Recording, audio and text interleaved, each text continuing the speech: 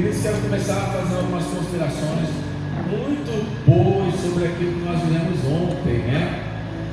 Ontem nós tivemos o privilégio de conseguir participar de uma excursão, né? Aquela famosa caravana que eu falei tantas vezes sobre Petrópolis, né?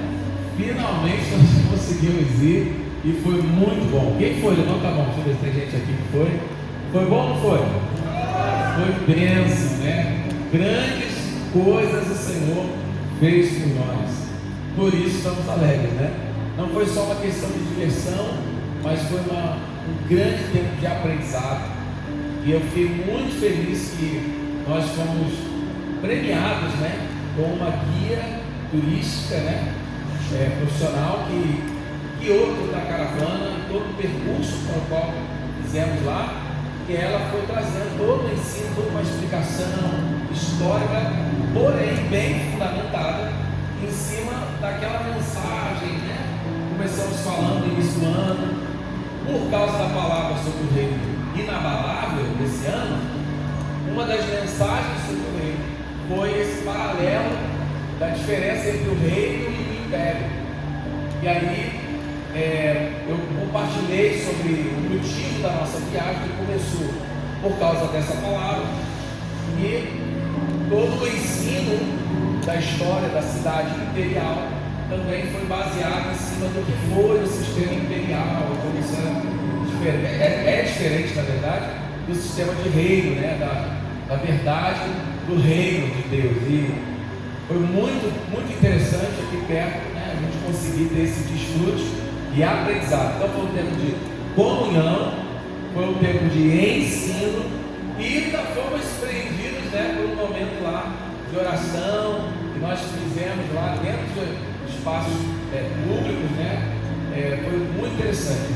E fomos também surpreendidos pelo que Deus fez na vida dessa guia turística, que ela compartilhou conosco, né, aquilo que o Senhor estava fazendo na vida dela. Eu me surpreendi, não esperava que ela fosse cristã. Na verdade, eu entrei em contato com a associação, né, de guias turísticos, né, de Petrópolis, e poderia ser qualquer um, aliás, tem um monte. Falei com uma primeira pessoa, e essa pessoa responsável me deu o contato dela. Eu falei: não, a gente precisa, vai ser muito melhor se tivermos alguém que oriente, né, que explique a história e tal. E aí, quando essa pessoa veio, ela não foi uma pessoa aleatória, ela realmente era uma pessoa muito especial, separada pelo Senhor.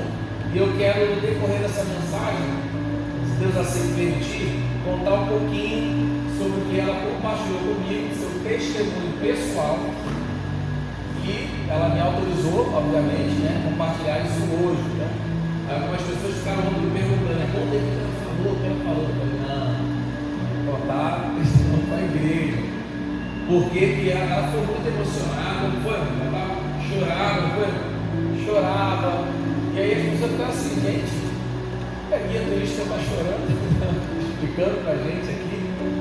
E toda hora ela falava: vocês não sabem o que está acontecendo, vocês não imaginam como isso aqui não é por acaso. Eu falei: meu Deus.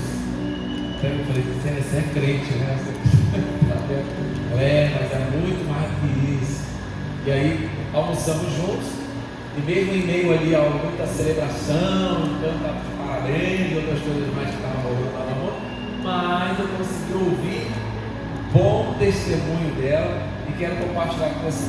Mas antes de falar esse breve testemunho dela, para a gente entender por que uma guia turística se emocionou tanto, chorou, estava tão impactada por aquilo que estava acontecendo ali aos nossos olhos no passeio. Antes de falar do testemunho dela, eu quero que você medite comigo nesse texto. Abra sua Bíblia comigo em Atos, capítulo 9, e a gente vai ler o versículo 1 a 19. A gente precisa desse texto, mas ele vale muito a pena ser lido. Eu quero que você me acompanhe. Ele é, sem dúvida, um dos textos mais extraordinários do livro de Atos dos Apóstolos, né? Amém? Ou não amém? Diz assim: entre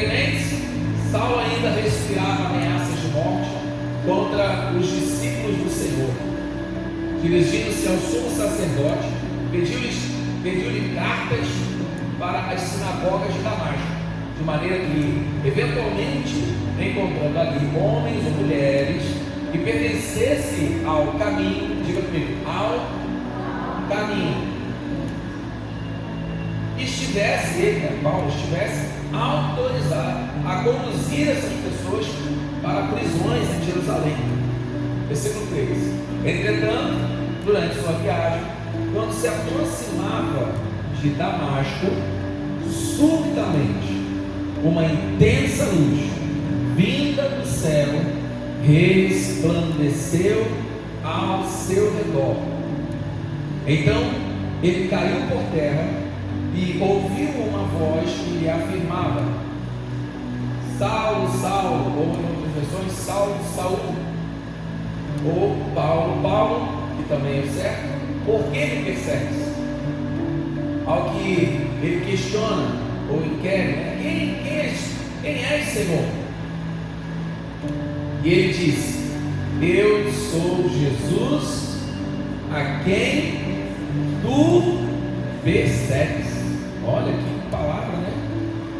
Contudo, levanta-te e entra na cidade, pois lá alguém te revelará o que deves realizar. Amém? Até aqui.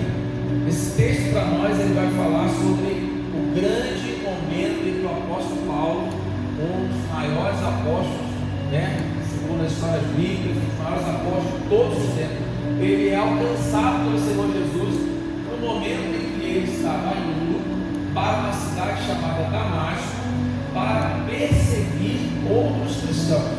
Paulo já era perseguidor de cristãos, só que ele vai ganhando notoriedade, vai ganhando permissões, e num dado momento ele ainda vai na sinagoga, pede autorização para indo a Damasco, se tiver lá mais cristãos, ele pudesse prendê-los, ele pudesse aprisioná-los nas prisões que tinham lá na cidade, em Jerusalém. Então isso era terrível, havia perseguições, mas é difícil a gente imaginar que o apóstolo Paulo, que a gente tanto estuda, era de fato um homem que estaria perseguindo cristãos. Você consegue imaginar o apóstolo Paulo, que escreveu a maioria das coletâneas de textos bíblicos que temos no Novo Testamento, sendo alguém contrário ao Senhor, sendo um perseguidor?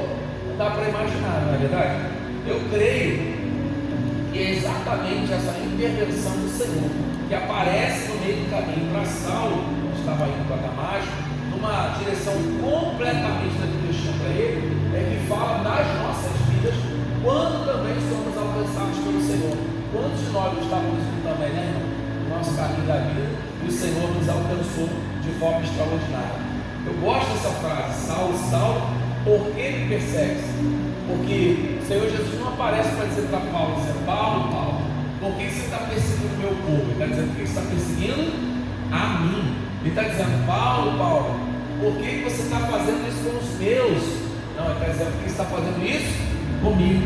Paulo está levando, Jesus está levando no sentido próprio, pessoal, uma perseguição que estava sendo feita ao povo, a outros, a irmãos na fé. Pelo menos era assim que Paulo acreditava. O que me faz pensar também, quando nós achamos que estamos fazendo algo na direção do Senhor, achamos que estamos fazendo algo a favor do Senhor, nós não estamos também sendo perseguidores. Será?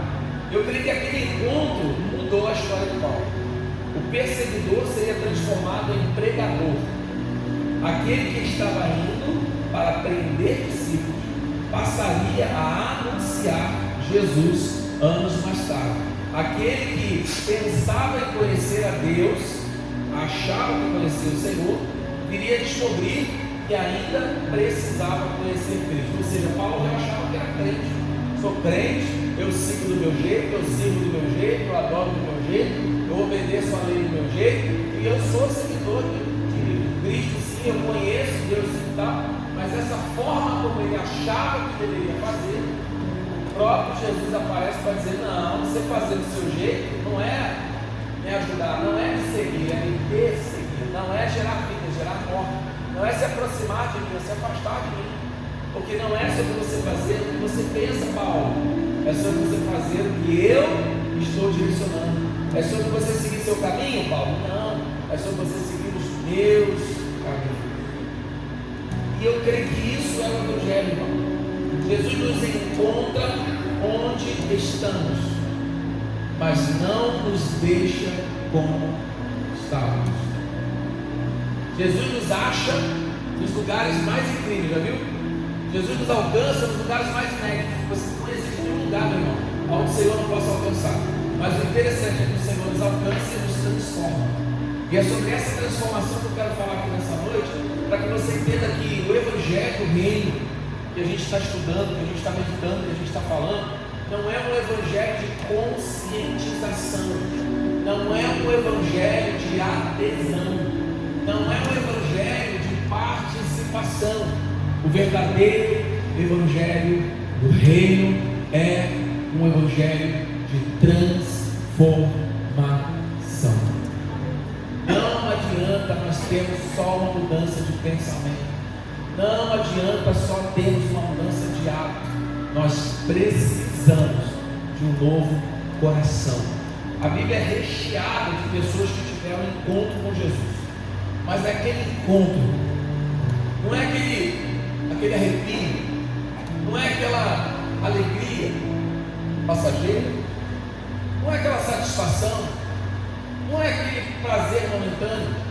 Eu estou falando de um impacto tão grande que gera uma transformação irreversível. Saulo, quando ele vê Jesus, ele nunca mais deixa de ver Jesus. Já reparou nisso? Tem umas imagens na internet, eu não separei aqui, mas tem umas imagens na internet que é muito curioso. Não sei se você já viu essas imagens. E aí você olha para essa imagem e você vê uma coisa, aí a pessoa diz assim numa imagem: o que você vê nessa imagem? Aí você olha nessa imagem, eu pelo menos esqueci. Aí eu digo assim: eu não vejo nada. Aí a pessoa diz assim: o que você está vendo é isso. Quando a pessoa fala o que tem ali, parece que a tua mente fala assim, ó, se abre, você vê e não consegue desver. Aí o texto dessas imagens tem um monte na internet. Ainda diz assim, ó: se você vê, vai ser impossível você desver. Eu já vi as imagens dessa, eu olhava lá e falava, dava aqui, eu não via ali. Olha o desenho aqui, ó. Agora tem. Aí depois eu ficava, como é que eu pude ver o que eu estava vendo antes? Aí eu fico assim, fecho os olhos, aí ela falou, não consigo. A imagem já aparece. Aí eu fecho os olhos, não, deixa eu voltar a ver o que eu estava vendo. Eu estava vendo nada. Aí eu volto, consigo. E depois que você vê, você consegue desver. Eu estou usando esse exemplo para poder falar de uma forma bem didática o que está acontecendo na vida de Paulo aqui na história, o que acontece na vida de quem encontra Jesus de verdade, e o que precisa acontecer nas nossas vidas. O problema é que muitas pessoas hoje, elas querem desver. Eu fiquei impactado com um vídeo que eu vi um tempo atrás, de uma pessoa, isso foi uma entrevista, está na internet, você pode procurar, está lá, que ela tinha a sua visão normal, ela pediu para fazer uma cirurgia que ela queria ficar cega. O pior, ela fez e ficou cega. Eu nunca mais fui mesmo, depois dessa entrevista, eu nunca mais fui a mesma pessoa. Mas a triste realidade é que aquela mulher desesperada estava fazendo naquela condição com o seu corpo. Muitas pessoas estão fazendo isso no cristianismo. Muitas pessoas contemplaram Jesus, experimentaram Jesus, ouviram testemunhos, ouviram a palavra, conheceram o que é o meio evangélico, conheceram isso, etc. Mas por uma situação qualquer, pessoal, mesmo que haja explicação para isso, elas querem deixar de ver, elas querem se esquecer da experiência que tiveram, dos processos que passaram, dos desafios, das dificuldades, e parece que ela não quer lembrar disso, ela não quer nem ver, quer nem pensar. Irmãos, a pessoa que ela tem a experiência na congregação, uma caminhada com Deus, ela não pode deixar de ver isso mais, porque depois que a gente vê Jesus, a gente nunca mais é a mesma pessoa. Depois que a gente contempla a beleza do seu amor, da sua graça, da sua misericórdia, do seu sacrifício, nós nunca mais somos as mesmas pessoas. Então é tão chocante quanto essa mulher que eu falei da vista. Nós queremos negligenciar, esquecer tudo que a gente já viu sobre Jesus até agora, tudo que a gente já ouviu. É como se agora, com os ouvidos destapados, ouvindo a voz do Senhor, a gente dissesse: não quero ouvir mais, não quero ouvir mais Senhor. Não existe mais isso, porque é impossível. Você pode tapar o seu ouvido, mas o que você ouviu do Senhor nunca mais será apagado. Você pode fechar os seus olhos, mas o que você contemplou no Senhor nunca mais será esquecido. Você pode até passar por circunstâncias, desafios, problemas, dificuldades, mas você nunca mais vai se esquecer de quem Jesus é na sua vida. Por isso que muitos foram impactados. Simão, lembra de Simão? Pedro, quando ele teve aquele encontro com Jesus, o Senhor fez um milagre na vida dele, lá na multiplicação dos peixes, mas quando ele começou a caminhar com Jesus, quem virou Pedro? Pedro virou uma outra pessoa extraordinariamente diferente. Pedro nunca mais foi o mesmo depois de Jesus.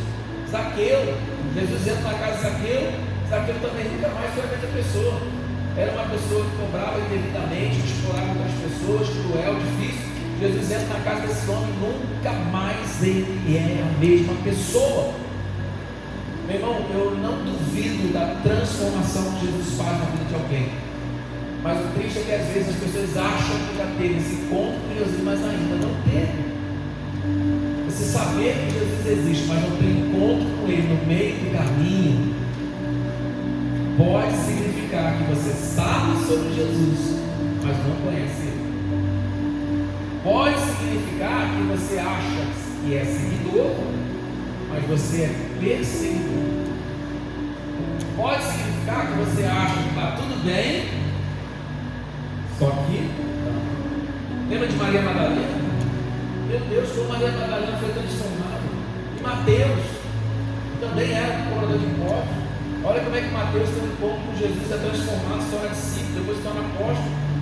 André, João, Tiago, a mulher samaritana. Não, a mulher samaritana mudou, não mudou? Não. A mulher samaritana mudou. E olha que nem foi uma igreja que ela passou a frequentar.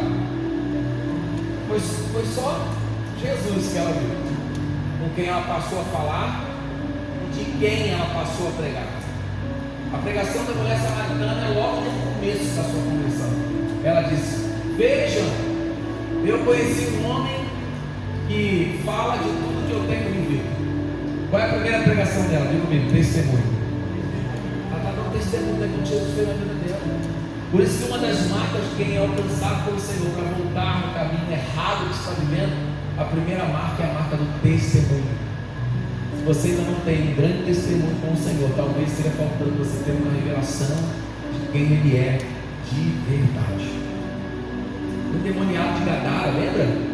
Vivia acorrentado, junto ao cemitério, ninguém se aproximava dele, possuído de uma forma terrível. Jesus se aproxima dele, uma libertação extraordinária. O homem é liberto de uma forma tão impactante. A primeira iniciativa dele é que ele quer ficar com Jesus, quer seguir Jesus. Jesus vai falar assim: não, vai anunciar. E ele alcança 10 cidades por causa daquela libertação.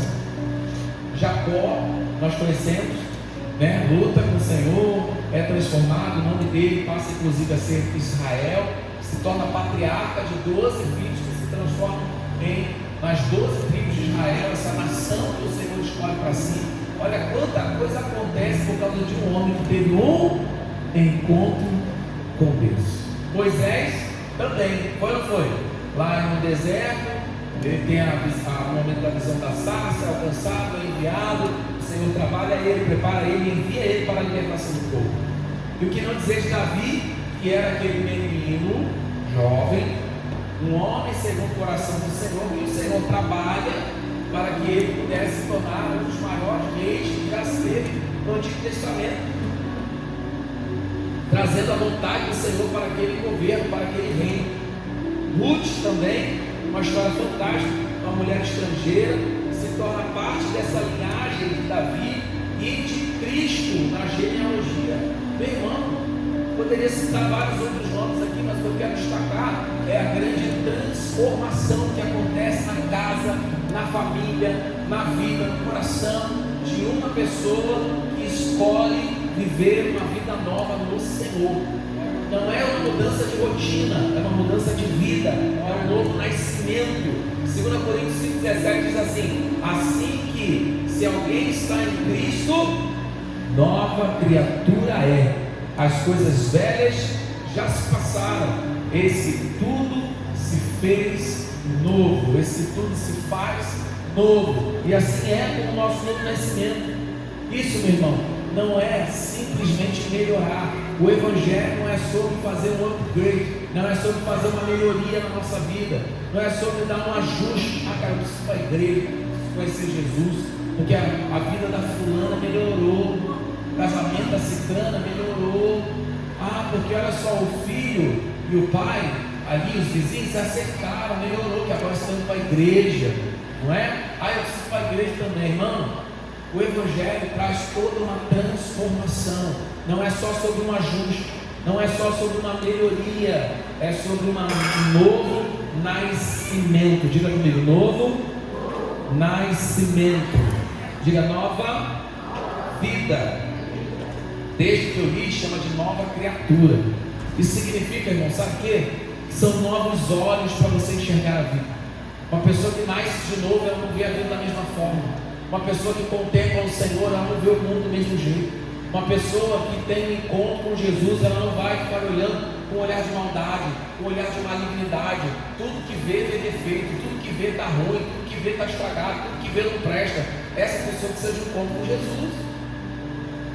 Isso é extremamente essencial, porque quando nós não temos esse verdadeiro encontro com Jesus, nossos olhos são abertos devidamente, é possível que nós estejamos vendo coisas erradas aonde o Senhor está dizendo que são coisas certas. É possível que nós estejamos condenando coisas que o Senhor está dizendo, não, isso aí é meu, isso aí me interessa. Os olhos dos religiosos da época de Jesus estavam cegos, eles estavam fechados aos olhos. Eles olhavam para Jesus de forma condenatória. Olha esse aí, olha. Esse aí senta com publicanos e pecadores. Esse aí está todo perdido junto com os outros. Meu irmão, que estava perdido era esse, estava falando. Então, uma pessoa que não teve um encontro com Jesus de verdade, ela pode estar vendo uma coisa totalmente diferente do que realmente é. Então, uma pessoa que nasce de novo, ela enxerga a vida diferente.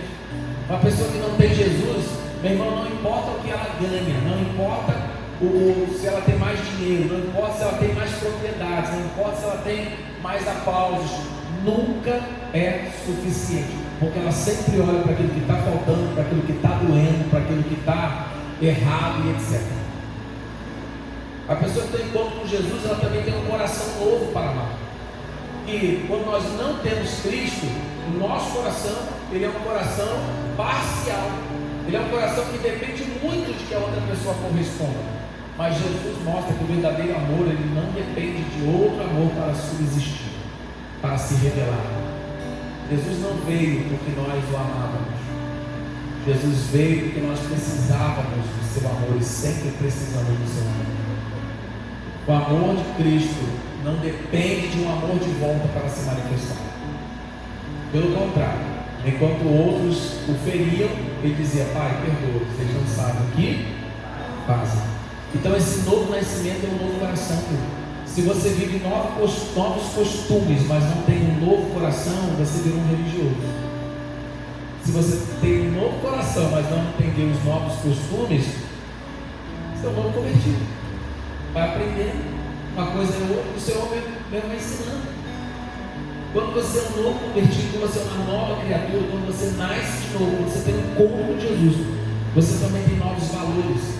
Porque ali fora você tinha coisas que eram extremamente importantes para você, mas a hora que você encontra Jesus, esses valores eles mudam. Parece que agora o que era importante não é mais. E antes o que não era importante agora para você é essencial. Antes para você estar na igreja não era tão importante, agora é essencial. Agora ficar faltando as reuniões não é uma opção.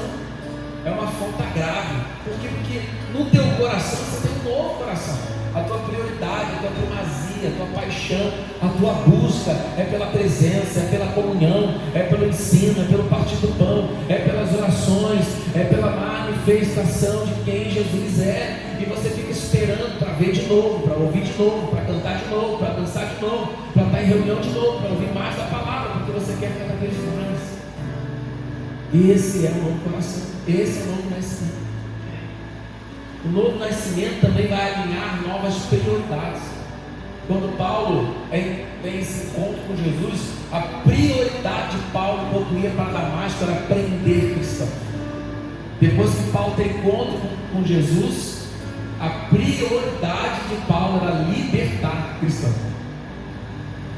Mudou a prioridade. Paulo, mesmo preso, está escrevendo cartas sobre liberdade. Paulo, mesmo atrás das grades, está escrevendo cartas sobre eternidade, sobre justificação, sobre a graça, sobre o amor, sobre a salvação. As prioridades são mudadas. Quando nós temos um encontro verdadeiro com Jesus, as nossas prioridades também precisam ser novas. No mundo nós temos prioridades próprias. Em Cristo nós temos as prioridades dele. Amém, irmão? O que é prioridade para Jesus precisa ser prioridade para mim. O que é prioridade para ele precisa ser prioridade para mim também. Amém ou não amém? Nós, de fato, recebemos um novo coração.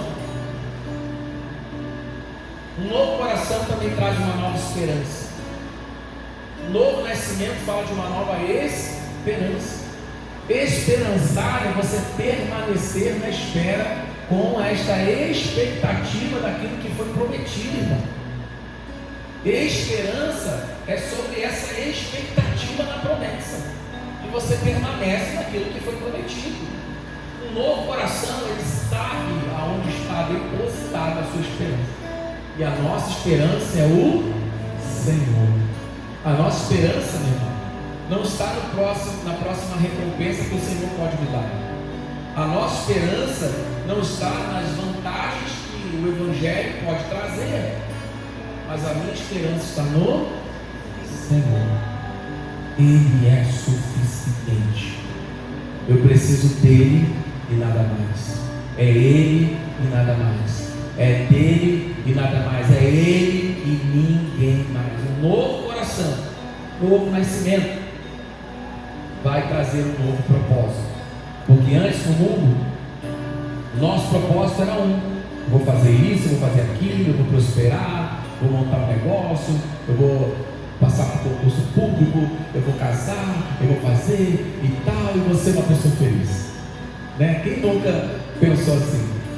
Até encontrar Jesus no caminho para Damasco. Aí quando Jesus aparece no caminho para Damasco, você descobre que todos os seus objetivos de vida não se comparam ao propósito que ele tem para a gente. Não se comparam ao novo e vivo caminho que ele é para nós. Não se compara ao propósito dele, meu irmão. Junta todos os planos, sonhos, ideais que você tem na sua vida, junta tudo. Tudo isso somado não se compara ao propósito de Deus para as nossas vidas. A viver o centro da vontade de Deus. Não se compara a alcançar o prêmio da soberana vocação, Cristo Jesus, o Filho de Deus. Efésios 2, 4 e 5, depois de Paulo escrever sobre como que era a nossa antiga vida, a vida em pecado, a vida longe do Senhor, Paulo no versículo 4, capítulo 2 de Efésios, ele diz: no entanto, Deus, que é rico em misericórdia, por meio do grande amor que nos amou. Olha isso, Deus que é rico em misericórdia. Meu irmão, esse encontro com Deus não é por causa de uma necessidade de Deus de ter alguém para caminhar com Ele, como se Deus fosse carente, mas é a misericórdia dele, riquíssimo em misericórdia, que nos alcança para que nós tivéssemos um novo caminho. E essa é a beleza da nossa história, irmão. Eu não sei você, mas eu gosto muito de quando nós estamos vivendo a vida até que Deus vem e muda a nossa trajetória. Nós estávamos longe, mas Deus nos alcançou. Nós estávamos perdidos, mas Deus nos achou. Não sabíamos o caminho, mas Deus nos chamou. Nós éramos rejeitados, mas fomos aceitos.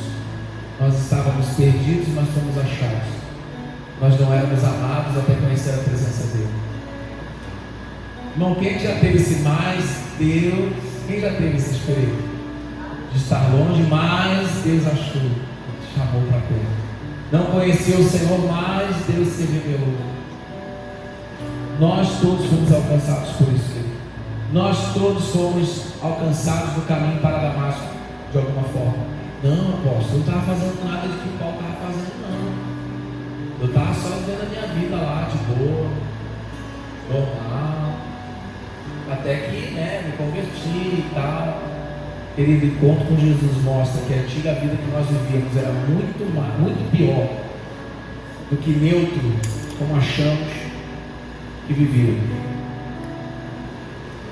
Aquilo que parecia o fim de uma história se tornou o começo de uma vida completamente nova.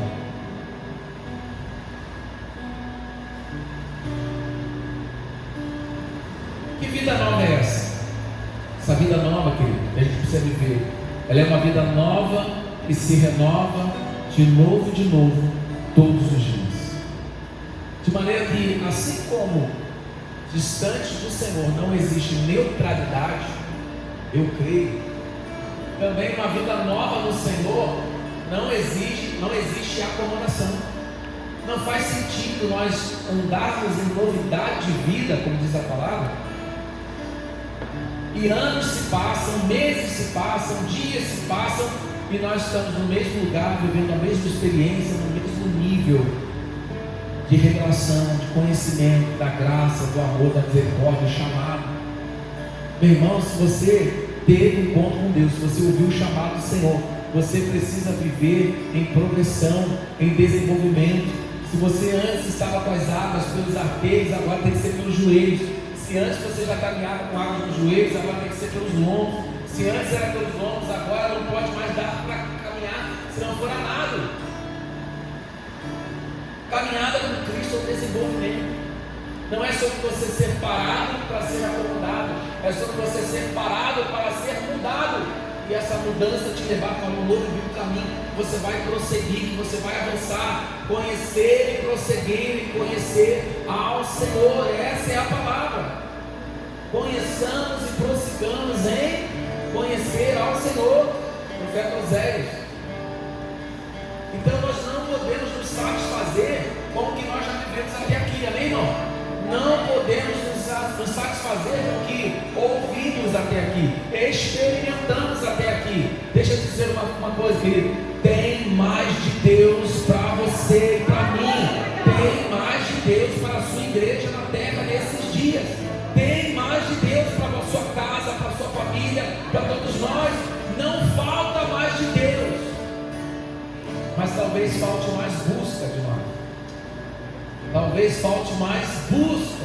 Buscar-me-eis e me achareis quando me buscardes com todo o vosso coração. Nós precisamos avançar nesse conhecimento, irmão. Essa nova vida é uma vida todos os dias, de crescimento e desenvolvimento. O Evangelho de João 15, 4 e 5 diz: permanecer em mim e eu permanecerei em vós. Nenhum ramo pode produzir fruto por si mesmo, se não estiver ligado à videira. Vós igualmente não podeis dar fruto por vós mesmos, se não permaneceis unidos a mim. Eu sou a videira, vós sois o ramo. Aquele que permanecer em mim e eu nele, esse dará muito fruto, pois sem mim nada podeis realizar. Não podereis realizar obra alguma, nenhuma, nada. Permanecerei em mim e eu permanecerei em vós. Apóstolo, como é que é esse passo a passo para o desenvolvimento, para o crescimento, para o avanço? Como é que é esse passo a passo? Meu irmão, esse passo a passo não é um desenvolvimento físico que eu estou falando. Eu estou falando de um desenvolvimento intelectual. Eu estou falando sobre o desenvolvimento espiritual. E esse desenvolvimento espiritual acontece quando nós estamos ligados em Cristo, quando nós estamos nele e ele em nós. Ele se compara à videira verdadeira para dizer que nós, como ramos, precisamos dessa vida que vem dele. Uma árvore, para alcançar o fruto, ela precisa evoluir em todos os seus estágios, desde germinar a semente até produzir as raízes, crescer o caule, vir a folhagem, as flores e depois os frutos, não é assim? Sim ou não? Mas para ela alcançar esse último estágio, ela precisou passar por todos os outros. E para passar por todos os outros, ela precisou o quê? Ser alimentada, ela precisou da vida, ela precisou desse crescimento. E esse desenvolvimento nosso, espiritual, acontece quando nós estamos no Senhor. É a tua meditação, é a tua entrega, é a tua busca, é a tua devoção, é o teu sacrifício. Amém? É o teu relacionamento com o Senhor. A nova vida, querido, não é apenas o dia em que encontramos Jesus. Eu tenho uma nova vida. Por quê? Porque 2 anos atrás, no mês de setembro, no dia 1º, eu tive um encontro com o Senhor. Glória a Deus. Mas não é só isso. A nova vida não é só o dia que você se converte. Não é só o dia que você encontra o Senhor. A nova vida é a partir desse encontro. É o que você vai viver a partir da palavra, a partir da promessa, a partir da esperança que entrou no teu coração, a partir da aliança que você está vivendo com o Senhor, a partir dessas decisões que você tomou. A nova vida não se resume a um dia. A nova vida é sobre toda a eternidade com o Senhor. É uma vida de permanência. É sobre todos os dias nós permanecermos, aprendermos, crescermos, sermos tratados, alimentados pela palavra, transformados pelo Espírito e produzirmos frutos. Tudo isso fala dessa nova vida. Tem frutos? Tem transformação pelo Espírito? Ou a transformação ainda é uma transformação da carne? Os frutos são frutos do Espírito, Gálatas 5:2, ou são frutos da carne? Gálatas 5, 19, 18. O que nós estamos vivendo, queridos, da nova vida que dizemos ter escolhido? O que nós falamos? Parece uma palavra tão simples, né? Mas eu acho que é uma das coisas mais difíceis do crente hoje. Não é só falar de uma nova vida. Meu irmão, não é uma mudança de cultura, sabe? Mas é uma mudança de natureza. Nós não podemos voltar a sermos quem éramos.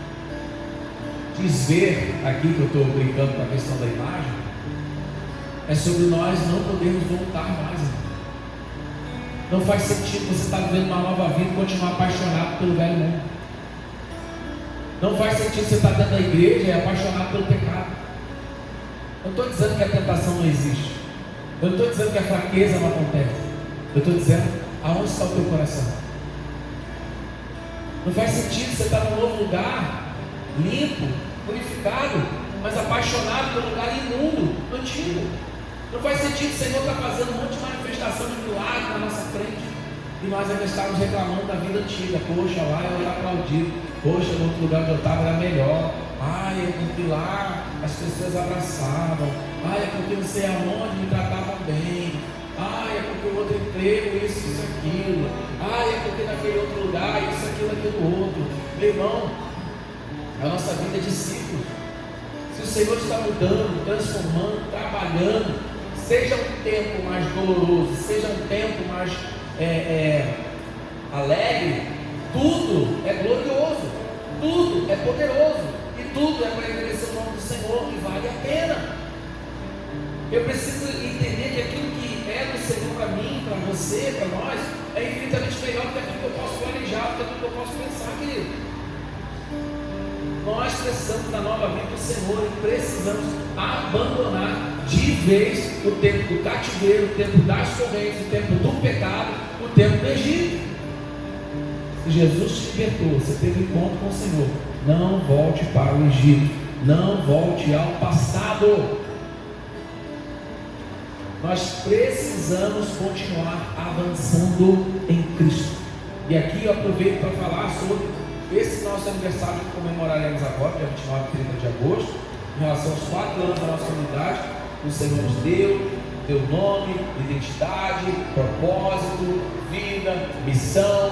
Glória a Deus por isso. Glória a Deus pelo que nos trouxe até aqui.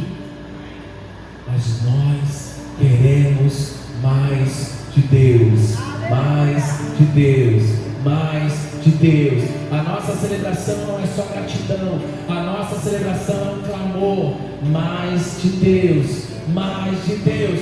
Que o 5º ano, Senhor, que virá, seja ainda mais extraordinário, com ainda mais testemunhos, com ainda mais sobrenatural do Senhor.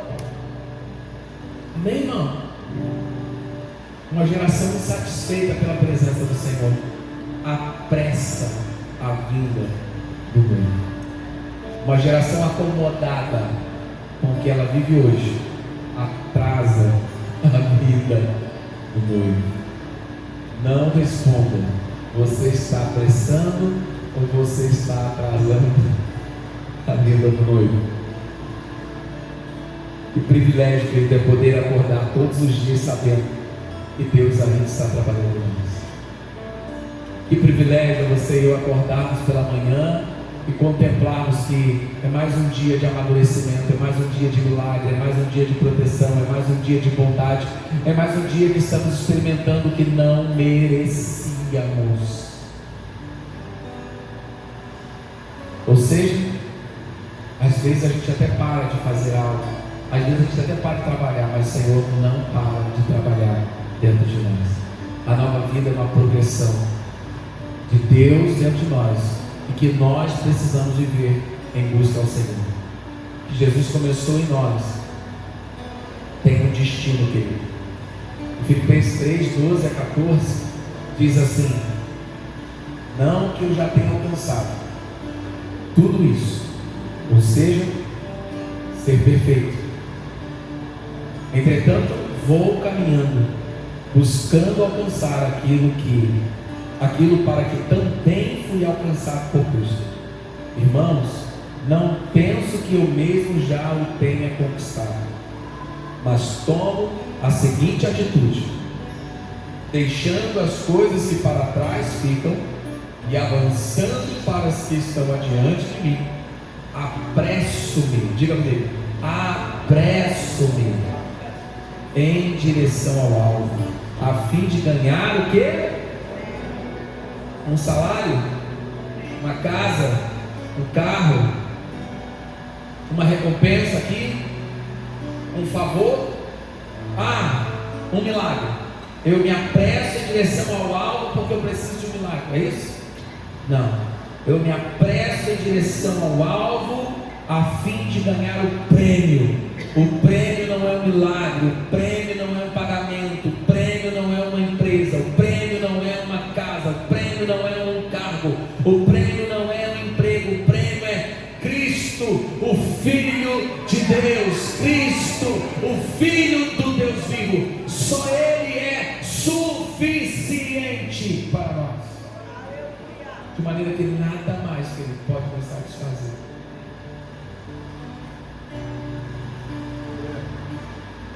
Paulo, eu acho interessante que Paulo ele não estava preso ao seu passado. Essa palavra de deixando as coisas que para trás ficam-se para o alvo, Paulo deveria ser um cara talvez traumatizado. Imagina os gritos de quem ele prendeu na prisão e agora ele sabe que era inocente. Imagina, irmão, as mortes que ele assistiu ou participou, ou quem sabe mandou, que agora estavam na memória dele. Veja, Paulo não teve amnésia, irmão. Ele está dizendo assim: olha, eu posso até me lembrar, mas isso não vai me parar, isso não vai mudar o novo caminho que eu escolhi seguir.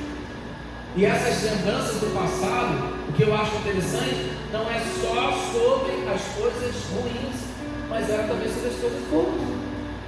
Tem pessoas que ficam presas no passado por causa de traumas, por causa das coisas ruins. Ela está tentando ter uma nova vida, mas de vez em quando Satanás vai jogar ela para trás. Ai meu Deus, eu nem lembrar que eu passei por isso, que eu vivi isso, que eu sofri isso, eu tenho trauma, eu sou traumatizado. Aliás, tem umas pessoas que acham que isso é currículo, né? Gosto de dizer que tem doença, eu gosto de dizer que tem trauma, nunca vi isso. Isso é terrível, irmão. Trauma é uma marca permanente muito terrível na vida de muita gente. Eu acho interessante que Paulo ele não olhava para trás preso em traumas do seu passado, mas também existem pessoas que estão presas ao passado, não por causa das coisas ruins que aconteceram, mas por causa das coisas boas que aconteceram. Tem gente que está presa ao passado e diz, antigamente era tão bom, antigamente prestava, as músicas de antes que era boa, hoje tudo é ruim. A igreja antigamente que era a igreja de Deus, as de hoje não tem nada de Deus. Nossa, como é que é a tua experiência do seu relacionamento com o Senhor? Há 10 anos atrás, Deus fez isso, Deus me curou, Deus me libertou, Deus me transformou, Deus fez aquilo outro. Meu irmão, sai do passado. Mesmo Deus que fez todas essas coisas no passado, Ele está aqui hoje. Mesmo Deus, Ele quer fazer novas todas as coisas. Mesmo Deus que fez milagre antes, quer fazer milagre hoje. Ele é o mesmo Deus, ontem, hoje e sempre. Deus não muda, irmão. Simples assim. Mesmo Deus que protegeu lá atrás, protege hoje. Mesmo Deus que livrou lá atrás, livra hoje. Mesmo Deus que te deu experiências extraordinárias. Como Deus me usou. Glória a Deus. Mas isso não é matéria do passado. Isso é real, isso é matéria do presente. Amém, irmão? Por tudo que alguém vai com você e fala assim, não viva no passado de dor e não viva no passado da nostalgia. Amém? Mas vamos viver o novo do Senhor. Eu creio que nós estamos em tempo de mudança agora, nesse ciclo, nesse período. Nós estamos em tempo de mudança. E esse tempo de mudança, querido, não é para pessoas intencionadas, é para pessoas preparadas. O tempo de mudança não é para pessoas bem intencionadas. O tempo de mudança é para pessoas preparadas. Quem já pegou uma chuva no caminho? Lá em Petrópolis, não foi? Ai, meu Deus, a intenção era boa, se proteger, mas não estava preparado. E aí quem estava preparado se deu bem. Tinha um pessoalzinho que deu umas capas de chuva lá, meu irmão, umas capas boas, top. Aí veio o preço da capa. O preço que eu paguei na capa, eu vou falar mas eu vou chorar. Fazer o quê? Por que ele teve vantagem? Porque veio a chuva e ele estava preparado. Simples assim. Não adianta você ter boas intenções se você não estiver preparado. Você não vai entrar nas bodas do Cordeiro. Não importa o quanto você goste de festa, não importa o quanto você ame ao Senhor, se você não estiver com a sua lamparina acesa e azeite extra, não entrará nas bodas do Cordeiro. Você está com roupa de festa, você ensaiou para a festa, você se preparou para a festa, você desejou a festa, mas não se preparou para ela. Paulo tinha uma certeza. Filipenses 1,6 diz: eu estou plenamente convicto de que aquele que iniciou boa obra em vós há de concluí-la até o dia de Cristo Jesus. Você teve um encontro com Deus, você teve um impacto de conhecer Jesus, você foi alcançado, glória a Deus, mas isso é apenas o início, é apenas o começo de muito mais que você precisa conhecer de Jesus. Certamente isso é uma das maiores bênçãos da nova vida, mas nós não estamos sozinhos no processo, precisamos seguir avançando. E o mesmo Jesus encontrou, que nos encontrou, é quem continua trabalhando dentro de nós. Aí eu quero fechar te perguntando, irmão, e nós? Queria que você pensasse um pouquinho sobre o nosso antes e depois.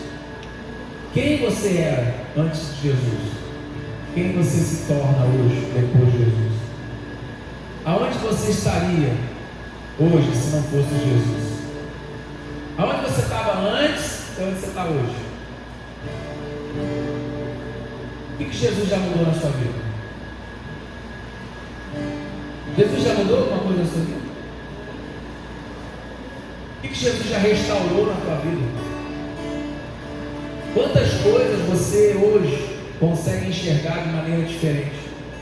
Quantas portas Deus já não abriu? Quantas coisas antigas já não ficaram para trás?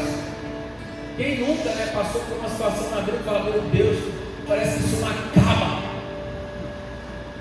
Olha a boa notícia, acabou. Né? Eu lembro do meu bem quando estava no final da gravidez da Ana Clara.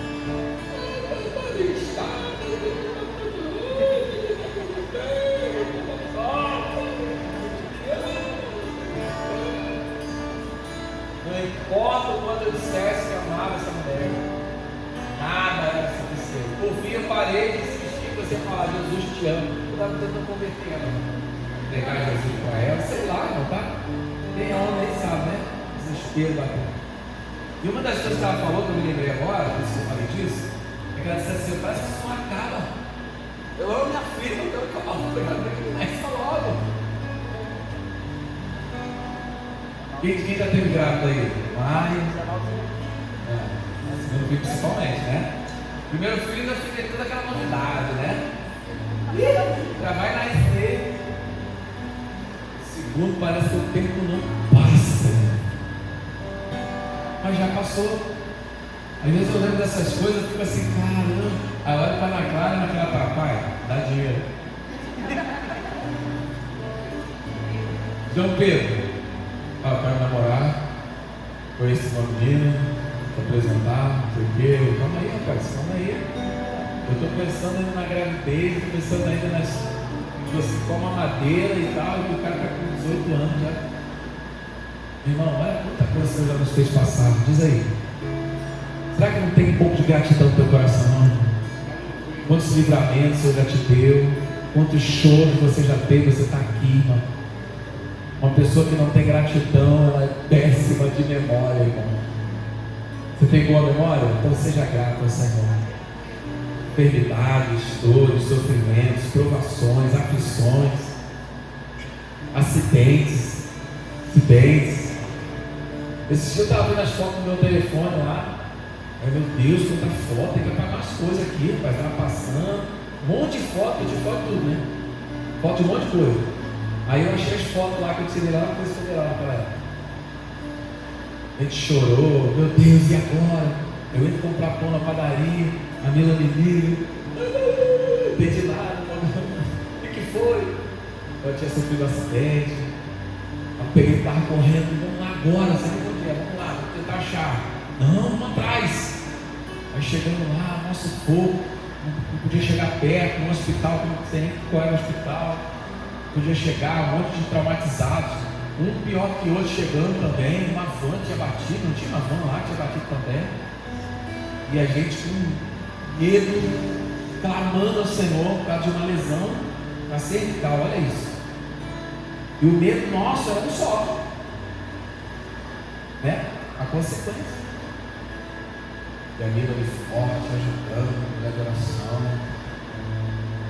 a gente ajudando no que podia.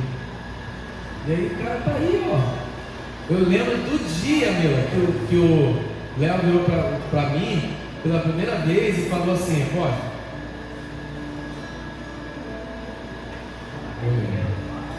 Eu lembro, cara, eu lembro.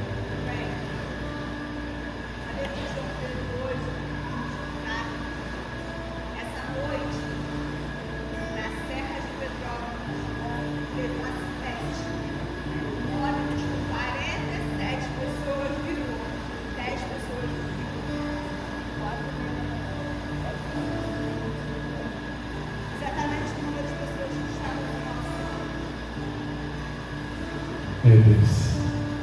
Escutaram? Deu para ouvir todo mundo? Não? Não? O programa está falando que essa madrugada. Essa madrugada? Não, depois? De ontem para hoje, o ônibus na mesma serra passando, com 47 pessoas, virou, tombou. 7 pessoas morreram. 10 pessoas morreram. Meu Deus. E a gente voltou como, né? A gente pegou uma neblina, irmão. Eu viajo, né? Eu peguei uma neblina que eu fiquei assim, eu fico imaginando como é que Moisés não estava, né? Nossa, de boa. Bom, peguei uma neblina. Eu de vez em quando vou para Petrópolis. De vez em quando. E aí, foco. E aí, eu pego umas neblinas assim meio densas, né? Mas aquela ali, não foi, meu? Foi uma que eu reduzi o carro assim, ó.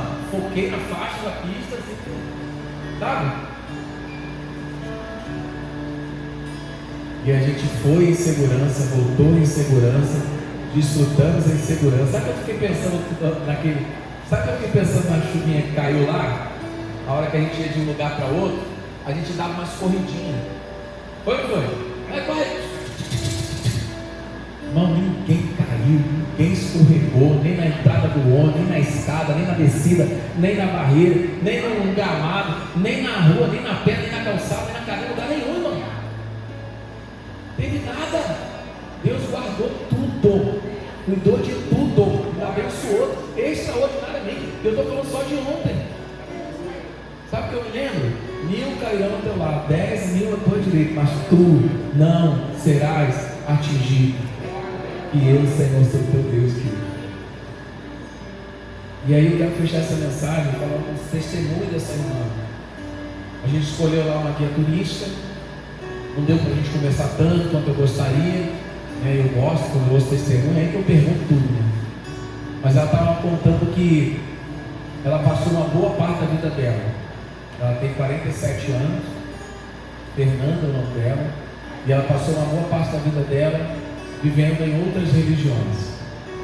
Ela passou uma boa parte da vida dela buscando um Deus que ela acreditava que era o único Deus. E num dado momento o Senhor alcançou a filha dela, e a filha dela começou a tentar se aproximar dela, queria a mãe que se aproximasse, e a mãe não aceitava muito isso. E aí, por uma infelicidade, teve uma situação em que uma pessoa lá que era próxima de uma igreja, acho que uma das 3 igrejas que a pessoa passou, que a filha dela passou, uma pessoa lá que não foi muito feliz na forma como foi falar, para falar algo do Senhor para ela, feriu ela mais ainda, aí que ela se afastou mesmo, não queria nada com Deus, e ela foi buscar em outras religiões, depois foi parar até no candomblé. Aquela mulher que estava lá, com tudo aquilo que você ouviu, estava lá no candomblé buscando Deus, querendo Deus, e achando que aquele era o caminho. Ela achava que estava certo. Só que por mais que o mundo pregue, todos os caminhos levam a Deus, só um único e vivo caminho, Cristo, nos leva ao Pai.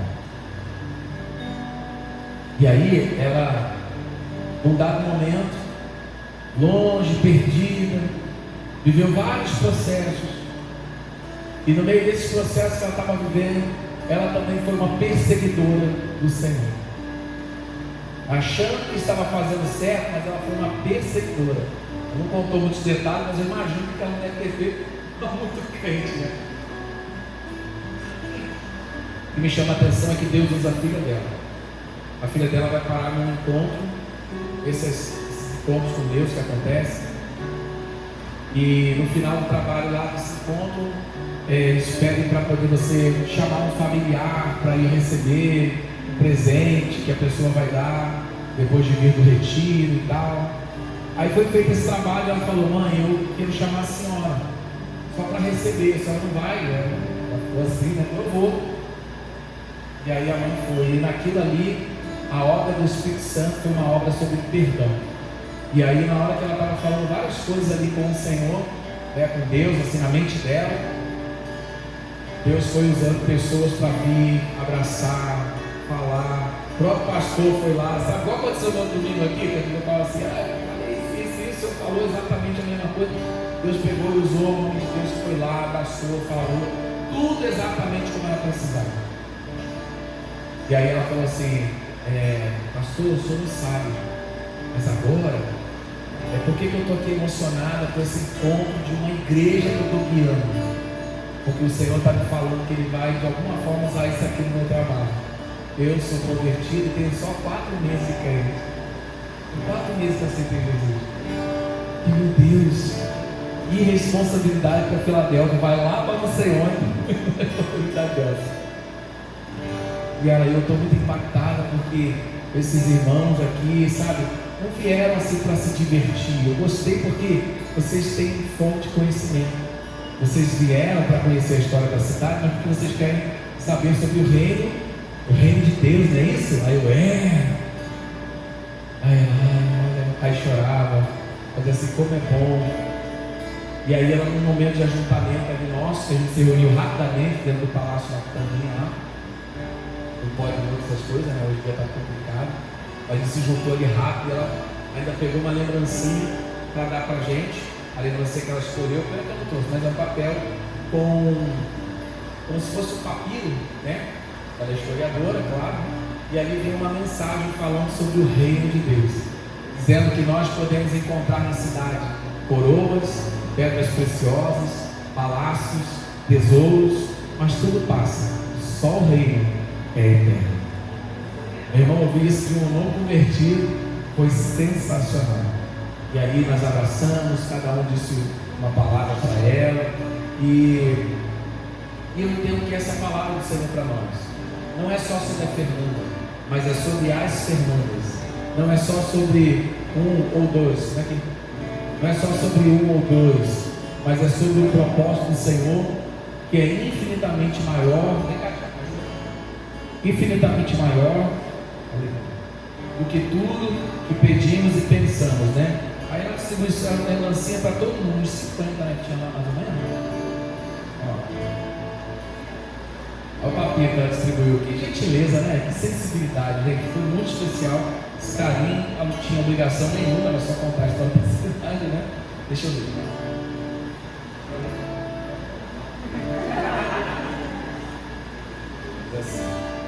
O Império Brasileiro foi grandioso, mas caiu. O reino de Deus não cai. Aqui vemos coroas guardadas em vitrines, mas a coroa da vida que Cristo promete é eterna. Tiago 1,12. Bem-aventurado o homem que suporta a provação, porque depois de aprovado, receberá a coroa da vida, a qual o Senhor prometeu aos que o amam. Uma lembrança da guia de turismo Fernanda Câmara. Graças a Deus. Queridos, que lindo, né? Que palavra. E eu quero fechar essa palavra te encorajando para você rever o seu encontro com o Senhor, para você rever as suas experiências com o Senhor, para você avaliar como estão suas experiências com o Senhor até hoje. E talvez você se diga assim: poxa, mas eu não sou perseguidor não, eu não fui perseguidor não, apóstolo.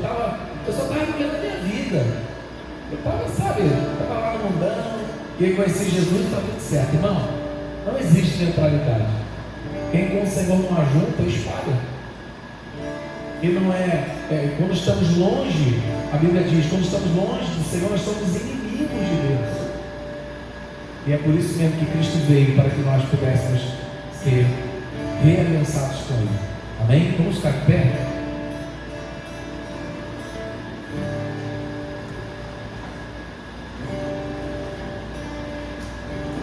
Queria que você trouxesse a memória agora, nesse minutinho, tudo que o Senhor fez na tua vida nos últimos anos, nesse ano, com a tua família, com os teus filhos.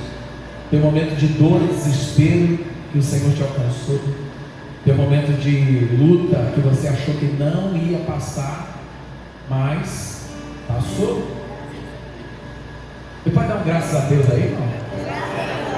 Não, eu acho que você não está entendendo o que eu estou falando. Ou talvez você esteja com saudade da época do que você estava passando. Misericórdia, boa. O que mais? Está com saudade da aflição aí, irmão? Do problema?